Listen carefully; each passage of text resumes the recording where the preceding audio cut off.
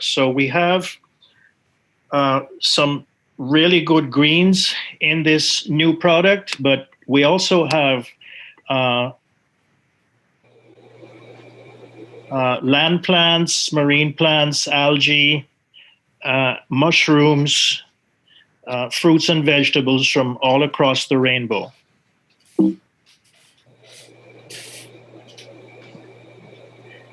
And so, in our usual democratic fashion, we decided to call it NeuroGreens. And so it contains all organic greens, reds and yellows, blues, purples, and blacks, immune support ingredients, and prebiotic fibers. And it's interesting when you go to take a green product, it's good to know that plants actually contain well over 44,000 different chemicals. We call them phytochemicals in the science trade.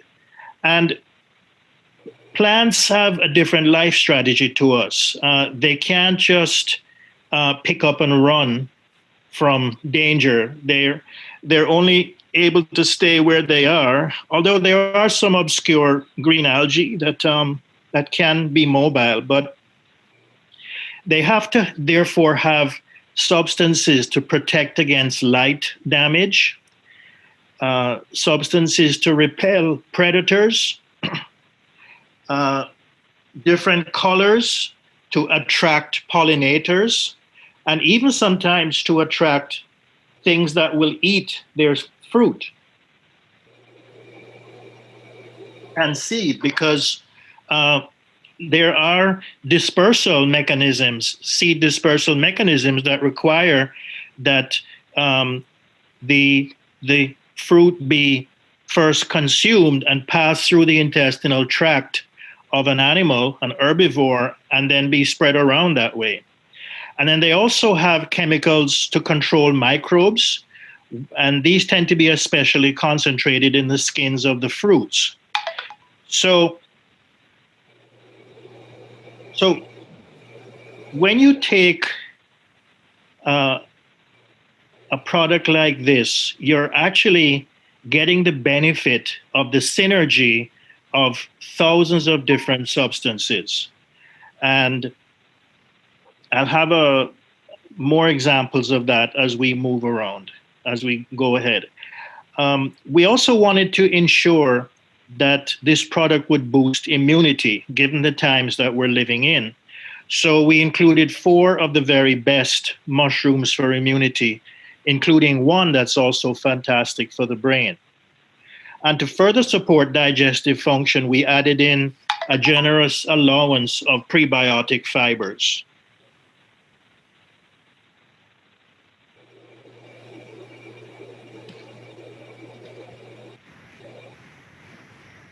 So the first green then is spirulina.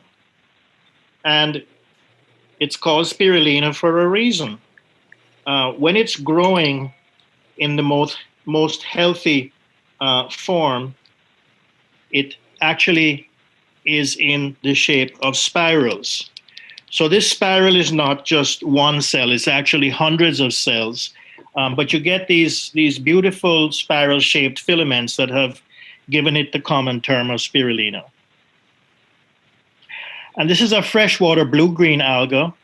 It contains a blue anthocyanin substance, which is an excellent antioxidant, and which actually is now being used to make blue ice cream. How often do we see blue ice cream, right? So this is a natural blue colorant that is increasingly being used in ice creams.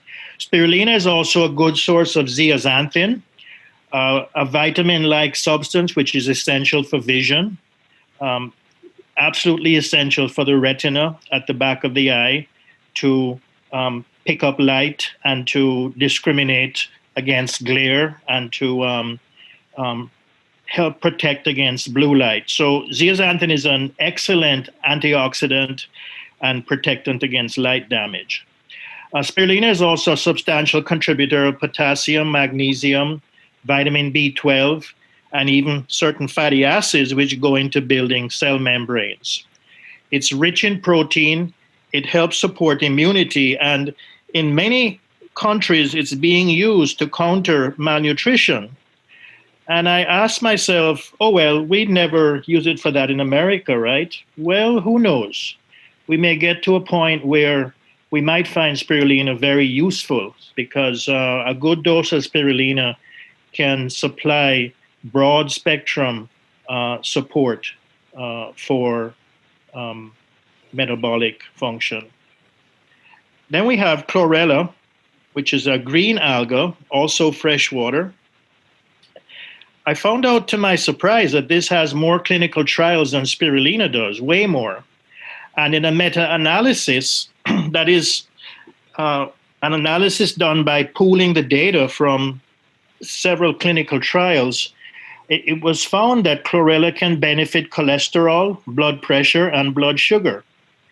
And in other clinical trials, it improved liver function and aerobic endurance. That is squeezing more oxygen efficiency during aerobic exercise. And preliminary clinical data suggests that chlorella may have mood benefits. We're going to be finding out more about that. It also supports healthy immunity, including the activity of natural killer cells, which you definitely want to have working well if you have viruses around. Then we have kale and broccoli.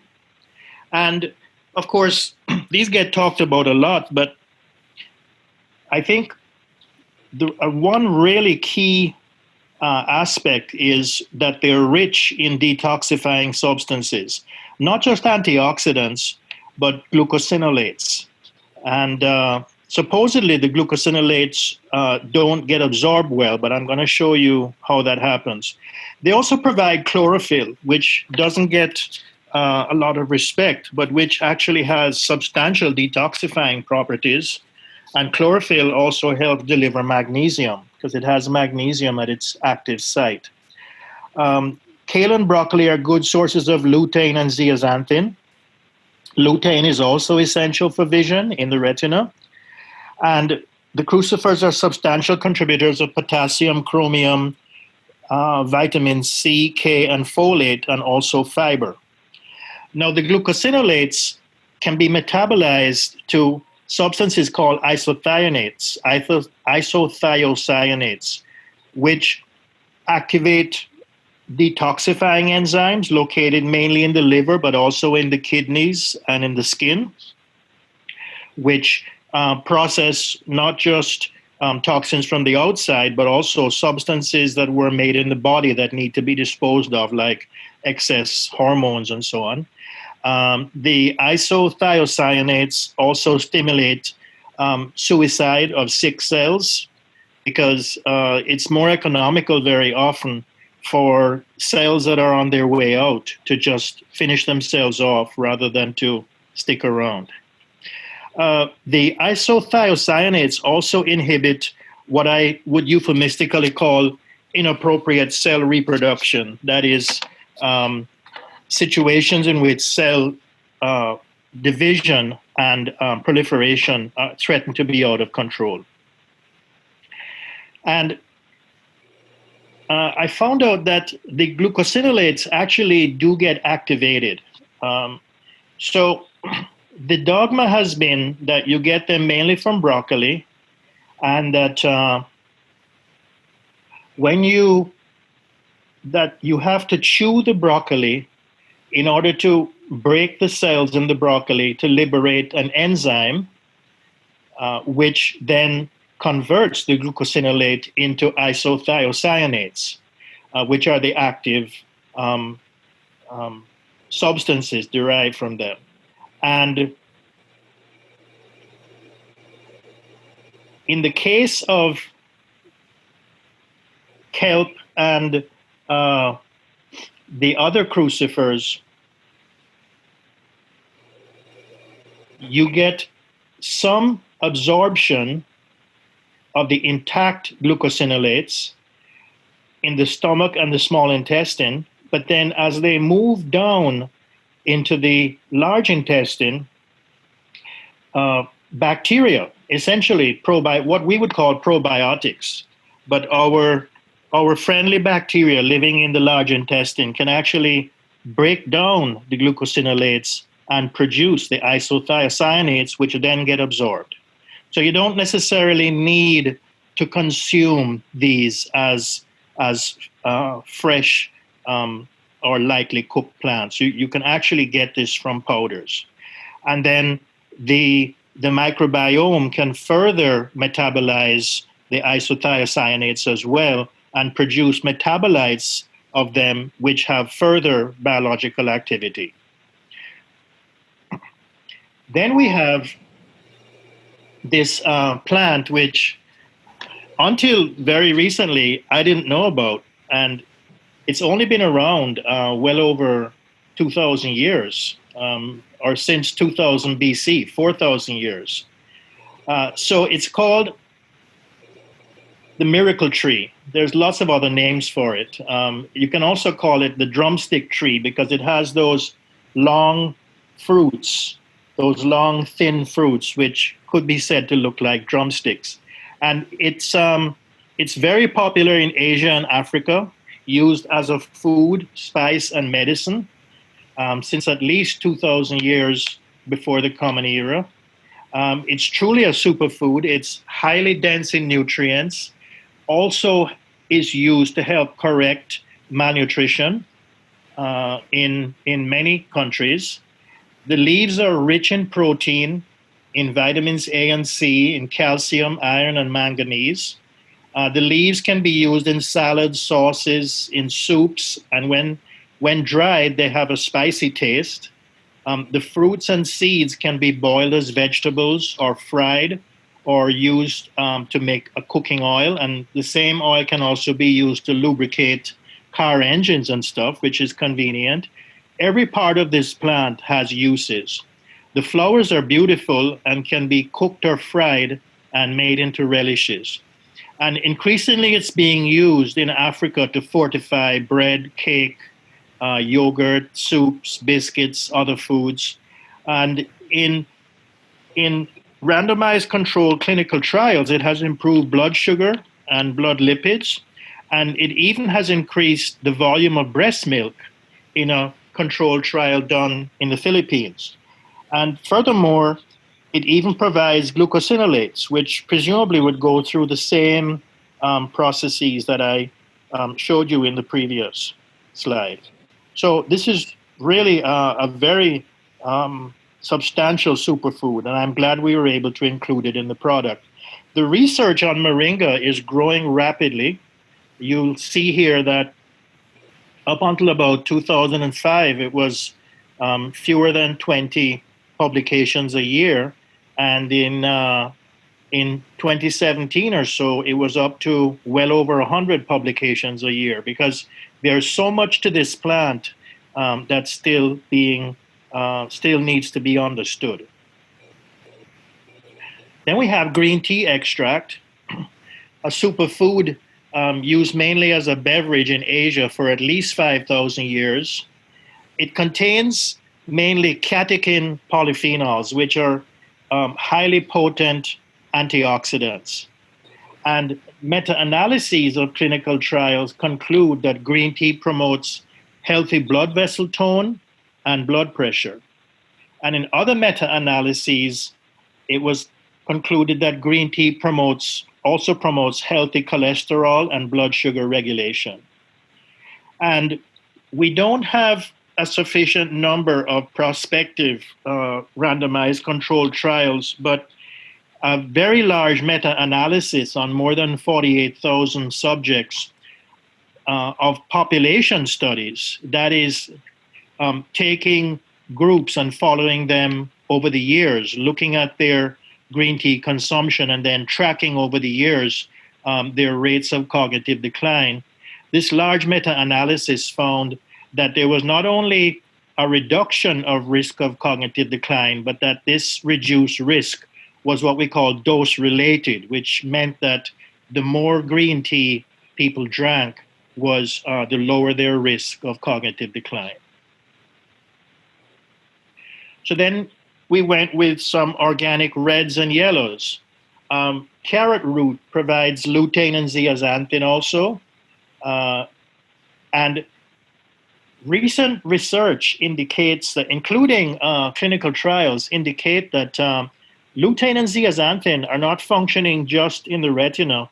They're also being accumulated in the hippocampus and parts of the cortex in the brain. And it seems that they may be facilitating processing speed. So they facilitate electrical activity. And apparently, by having sufficient amounts available in the brain, information processing can be, if not optimized, at least speeded up.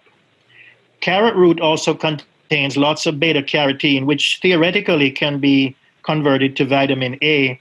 Some ethnic groups are not able to convert beta carotene efficiently, but carrot provides quite a bit, and so people will get as much as they get from it. It also provides potassium. Strawberry is enriched in vitamin C and flavonoids and other antioxidants. It has very high antioxidant protective value. By the way, I keep using the word antioxidant, and one reason why antioxidants can now be a household word is because way back in ancient history, I wrote a 500-page book on antioxidants.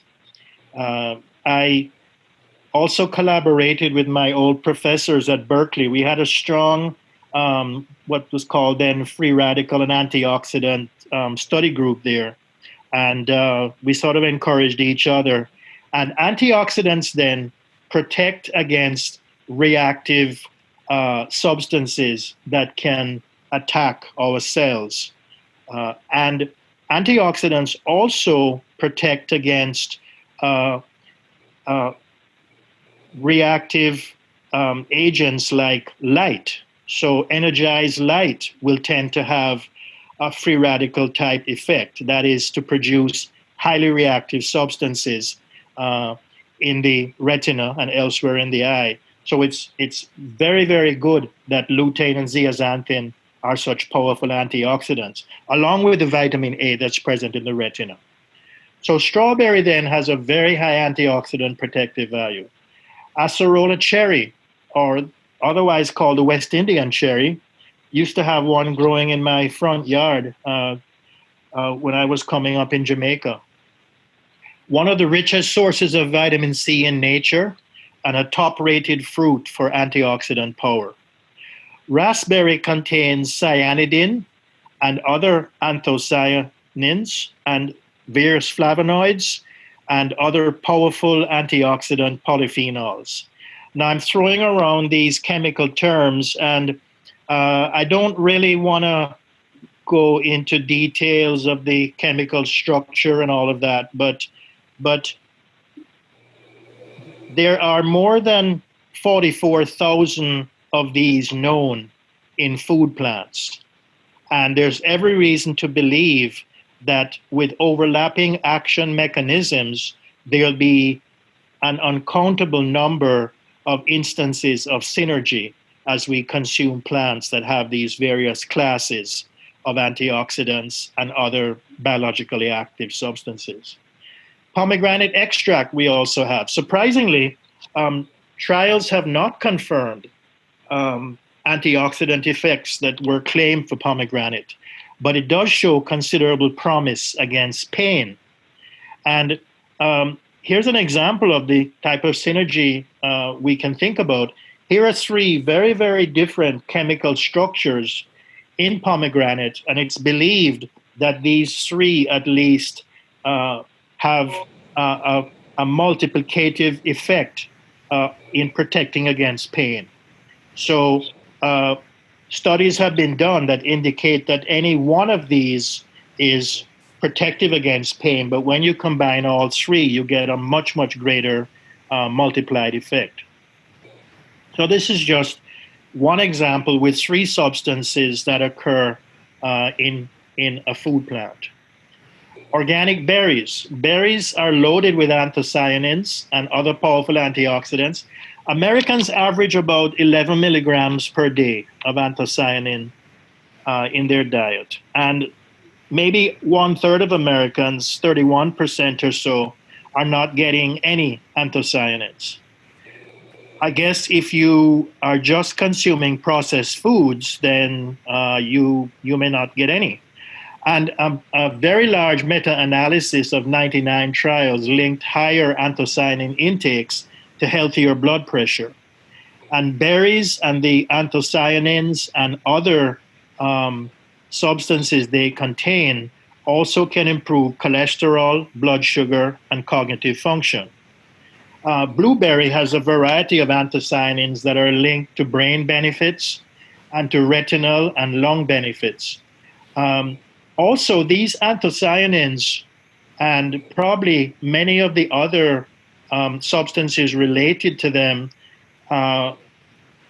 move along the intestine, and when they reach the large intestine, can be metabolized by probiotics and are a source of food for the probiotics, not only to produce energy, but to produce metabolites that are protective for the host, namely us. So there's a huge developing story of anthocyanins and other polyphenols in a type of functional synergy with our microbiome. Blackberry also likely enhances gut microbiome balance. In a controlled trial, it promoted fat burning and insulin sensitivity as well. So in many cases with these superfoods, the work has not yet been done. And when you do the work, when you do the randomized controlled trial, then you find benefit. It only comes down to a matter of how much you have to take to get the benefit. So blackcurrant actually has more anthocyanins than do blueberries and higher antioxidant activity. And blackcurrant promotes healthy intraocular pressure. And I can't say it, but if you look up what intraocular pressure is, you're going to find that this benefit is quite rare and potentially quite remarkable. Beetroot. I also had to learn this. It's a traditional medicinal food and sometimes in some places considered an aphrodisiac because it provides boron, which is involved in metabolism of sex hormones. But it's better known for providing nitrate, which the body converts to nitric oxide, a small molecule vital for circulatory health. And nitric oxide also can improve exercise endurance by improving the efficiency with which we use oxygen. And this nitrate story is very interesting. Plant nitrates are very healthful, very good for the circulation by way of producing nitric oxide. Synthetic nitrates, such as are added to foods as preservatives, added to processed foods, are actually cancer-causing, are not a good idea. Beetroot is also a source of betaine trimethylglycine, a rich source of methyl groups that actually bypass the folate enzyme systems and was found in 2 trials to enhance the mood benefits of SAMe, S-adenosyl methionine. So betaine then from beetroot is a very, very important contribution to human health. Then it contains a substance called beta-cyanin, a purple anthocyanin, which gives it the purple color. The non-purple beets have other anthocyanins that give the associated color. And then it has beta-lanes, also powerful antioxidants. So beetroot is very, very powerful. Then we get to the mushrooms. So here's lion's mane. And I think it's pretty apparent why it has that name. It's not only medicinal, it's also a food mushroom. You can find it cultured and shipped for food in this country. And it contains, I think somebody is not muted, and I'm hearing some scratching and stuff. So yeah, if you can mute, that would be great, and then you can unmute later for questions. Lion's mane contains unique substances called hericenones and erinacines, which can increase nerve growth factor in the brain. And nerve growth factor is the first tissue growth factor that was discovered. It promotes brain circuit structure and functioning, especially for acetylcholine, for cholinergic circuits. And in a randomized placebo-controlled trial, double-blind trial, lion's mane improved cognition in healthy men and women over the age of 50. It also improved cognition in that population, but people having mild cognitive impairment, which Daniel and the Amen docs will tell you is not at all mild. And these individuals with pretty serious cognitive impairment are actually at high risk for severe cognitive decline. So that trial is also substantial and significant. And preliminary studies suggest that lion's mane also has potential to improve mood. So this is a very powerful mushroom. And then the other three mushrooms are very good for immunity, and they have this immune benefit mainly through substances they contain called glucans. So the glucans are very complicated molecules. They get very big. They're linked. They're individual sugar molecules, not sucrose, not anything that's going to affect insulin status, nothing to do with diabetogenic sugars, but they're long chains of sugars with side links. And in the lower diagram here, you see that they can also generate large molecules that have a kind of triple symmetry. And so this particular triple helix would be this coiled molecule going away from you into the plane of your screen. And when these get into the intestinal tract, the immune cells that are lining the intestinal tract pick them up, start taking them apart, and then become stimulated by them to spread them around, to raise antibodies against them, to basically use them as samples because they do resemble bacterial cell walls, certain viral outer linings, etc. So the mushroom glucans give a kind of ongoing tune-up. They provide a sort of ongoing immune system tune-up. And in Asia, the standardized mushroom glucan preparations are actually very, very expensive because they're used in clinics for people who have very, very major immune system challenges. So in a way, we're just discovering mushrooms in this country. So we have then maitake, which is very nice when cooked. We have reishi, which can be a bit more woody, but I understand that they can be eaten if you're persistent enough. And we have shiitake, which I actually love to chop up and cook. The shiitake has a really meaty taste, which is very, very pleasant, very, very chewy, and very, very nice when cooked until even more tender. Then we have kelp, which is a large alga, a cold water brown seaweed alga, sustainably harvested off of the Scottish Hebrides. Good source of protein. and of minerals, especially potassium, calcium, and magnesium. And kelp contains glucan type, related to glucans, ascophyllin and fucoidin, which also enhance immune alertness and have no blood sugar problem. And kelp also contains catechins and many other antioxidants because kelp also is being subjected to light radiation as it's near the surface of the ocean and conducting photosynthesis to maintain its mass, etc.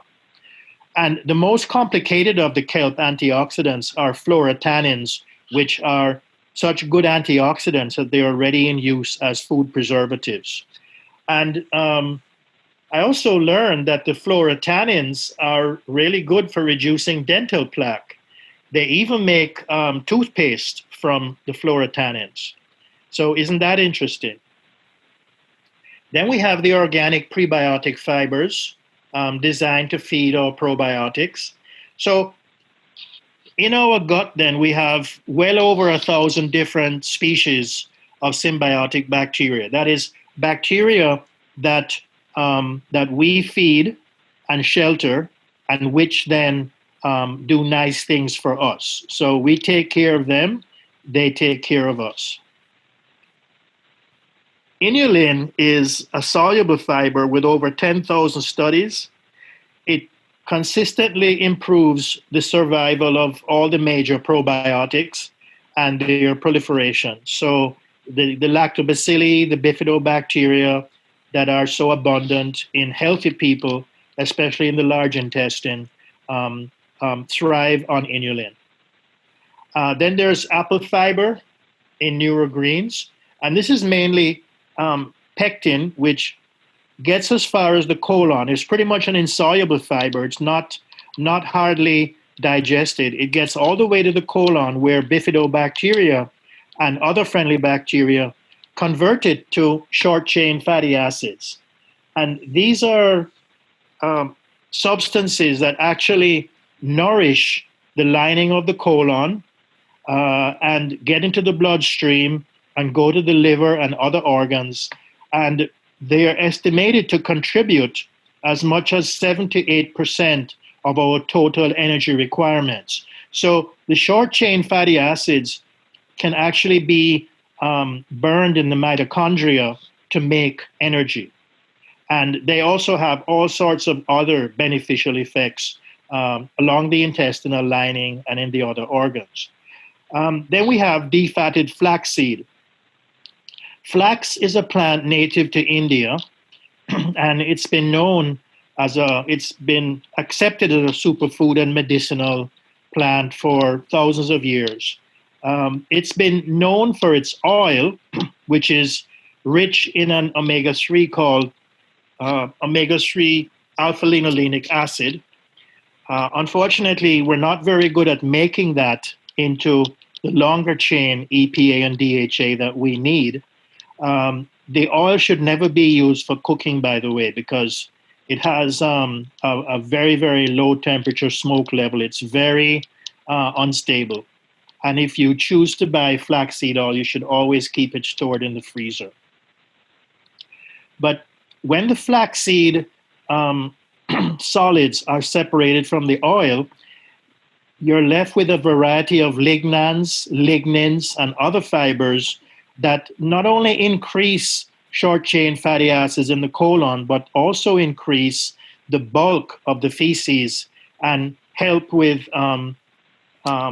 issues that otherwise would lead to constipation and so on. So the take-home message for this NeuroGreens formulation is that it's a scientifically formulated combination of green, red, yellow, blue, purple, brown, and black superfood concentrates, and provides thousands of beneficial plant substances. While I was doing this, I was looking at existing greens products, and with all due respects, this is a next generation product, especially because our team agreed from the very beginning that we would use plants of all colors, not just greens. So many of these beneficial substances are lacking from the standard American diet. And some of them, such as lutein and zeaxanthin, but also likely others, are going to turn out to be essentially vitamins, essential for human health. Many of them work in synergy, multiplying each other's actions to provide diverse benefits that far exceed the 7.5 gram serving size of NeuroGreens. So while we're not having a huge bulk of plant powder, we're getting an amplified effect. And taking NeuroGreens a couple times a day is probably a lot better than having 5 servings of iceberg lettuce. So this formula helps not just the brain, but the immune system, digestive system, liver, joints, skin, and body as a whole. And adults or children over 4 can safely consume this superfood. So we're talking about offering nature's healing bounty with this product. So then we got a bunch of questions and answers. Daniel or Jim, do you have anything you want to say before I go into the questions and answers? Well, just that you had the right amount of anxiety. You just did a wonderful job. You know, I mean, I was involved in creating this with you and Jim, and I'm like, damn, we did a good job. And what you didn't say is it tastes great. Yeah. You know, before this, I had Green Vibrance, and it's bitter, and I didn't really like how it tastes. Yeah, well, Jim and I talked about the taste too. I was going to have Jim say something about the taste. Even the 10-year-old in my house loves it. Yeah. So all right then. So questions and answers. We couldn't answer here all of the questions that were sent in, and the ones that I haven't covered in this session, I will email and get back to the people who submitted them. So one question is, are there any clinical studies that have been done on this supplement or any others of yours? What are the safety and quality control measures that are used in producing your supplements? Are there any contraindications? Well, Dr. Amen did a pioneering clinical study on retired NFL players back in 2011, long before the movie Concussion. So with his visionary skills, he realized that it would be worth doing a trial with Brain and Body Power Max, and that trial had great success. So BrainMD uses ingredients that are already proven from clinical studies. Every ingredient is tested to verify chemical identity, purity, and freedom from contamination. And the manufactured product is also tested to meet the requirements of FDA's Good Manufacturing Practice regulations, California's Proposition 65, and other regulatory agencies. We have had to modify certain of our ingredients because we found that they can carry lead. And Prop 65 has a very low threshold for lead. So very important to test these ingredients before they are incorporated into a manufactured product. And NeuroGreens has no contraindications. For products that do have contraindications, we post cautions on the product label. So, question, does the NeuroGreens have blue-green algae? Yes, that would be Spirulina. If so, what can you say about the BCAAs that are linked to the development of ALS? Well, BCAAs stand for branched-chain amino acids, and they're not linked to amyotrophic lateral sclerosis. I'm thinking the questioner might have meant BMAA, which is beta-N-methylamino L-alanine, which is produced by some blue-green algae. But extensive analysis of spirulina confirmed it does not make BMAA. And here's the question that I was going to have Jim comment on. How sweet is this stuff? I find a lot of green drinks are overly sweet. I'd rather sweeten myself, just wondering. Well, we sweetened it with stevia, no sugar added, and we didn't want it to taste too grassy. So Jim has considerable experience with greens, and he advised us to go more on the sweet side than on the grassy side, and I definitely agree. So if the consumer feels it's too sweet, just add more water, right, Jim? That's exactly it, Dr. Kidd. Nice presentation, by the way. I've learned a lot, and I'm going to take a double dose. But you have to be careful with stevia because, let's just say, if you were to use a tablespoon as opposed to the recommended dose, 7.5 grams or whatever, it's going to be really sweet because stevia is very powerful. So the more you use, the sweeter it's going to get, and it's going to get kind of bitter at a certain point. Right. But it tastes great if it's mixed right. Right. Good. And kids love it. Good. Thanks, Jim. So this next question, first, thank you so much for all you are doing. You're very welcome. I take several BrainMD supplements. All of them contain B6. My question is, since all of them have B6, am I taking too much B6? Will this affect the body in a negative way in the future? Thanks. Well, I'm always nervous about tolerable upper levels of the ingredients.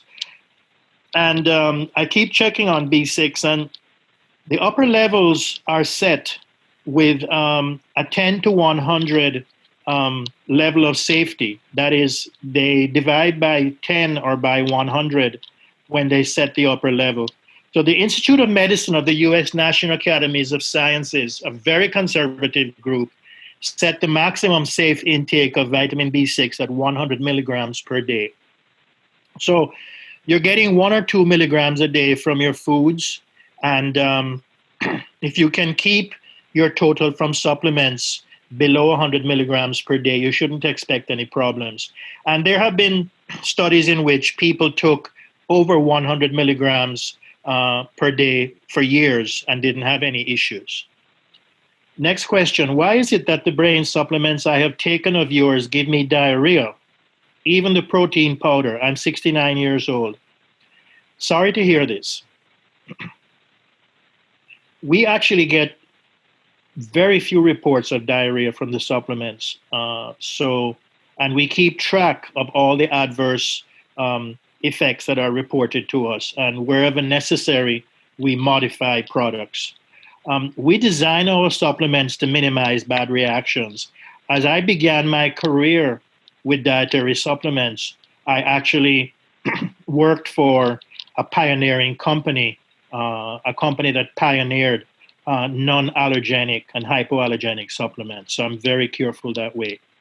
But I want to advise all the people out there, for any supplement that you suspect is giving you trouble, try by stopping it for a week or longer, and then slowly add it back, beginning with a low dose. And as you get back on it, if the problem comes back, you'll know that that particular supplement is not for you. And then you should just not take it again. Same thing applies to foods. How do we determine? Yes? Hi, this is Helena, but I'm sorry, I have to say something. 100 units of the B6 is way too much. And with my population with epilepsy or with schizophrenia or panicky anxiety, it's often B6 added up in all their supplements together that causes their symptoms to be aggravated. And I think this is causing a lot of problem with the Amen supplements. So I just wanted to let you know. Well, if you'd like to send me some of your case histories, I'd love to learn from them. So the next question is, how do we determine which supplements will best meet our needs? I recommend taking a high-quality multiple and a highly concentrated fish oil, which together cover the nutrient gaps of the essential nutrients in our diet. So BrainMD's NeuroVite Plus and Omega-3 Power are the best in these categories. And if you believe you may have other needs, then I suggest you visit an Amen clinic and get a proper workup. Question, what is the best thing for immune health? Very big question. We've referred to a number of plant chemicals that make a difference already in NeuroGreens. And the immune system needs the same nutrients as the brain and other organs need. And here also, I recommend NeuroVite Plus and Omega-3 Power because these provide the foundational vital nutrients for our metabolism. And then the immune system, and especially the immune cells, the single immune cells that are circulating, will benefit from additional vitamin C because they have to be loaded with antioxidants. And that can be provided such as from our Neuro C liposomal vitamin C, a new product that we have. The mushrooms and the other plant concentrates in NeuroGreens also promote healthy immunity. Then there's a question, I'd like to know more about anything that increases focus. Well, NeuroVite Plus and Omega-3 Power, again, are the foundational nutrients. Without those, without the vitamins and essential minerals that come from those, you can't even be at first base. And we know, for example, that more than half the population of the United States is not getting enough magnesium, just as one example. More than 9 in every 10 Americans aren't getting enough vitamin D, etc. So then on top of the NeuroVite Plus and Omega-3 Power, attention support and focus and energy provide additional clinically proven nutraceuticals that build on the metabolic foundation that you get from the vitamins and minerals and omega-3 essential fatty acids. Question, what is the difference between attention support and focus and energy? Attention support is intended mainly for children and adults who have problems in attention and concentration. So, we're not allowed to make disease statements as a dietary supplement company. So enough said about that. Attention support can also have a calming effect. Focus and energy naturally supports the body's energy level. It has a number of what we call adaptogenic standardized herbals, which help the body to mobilize energy to maintain mental focus while coping with stress. Focus and energy gives a clean energy boost that helps to avoid reliance on caffeine and other stimulants.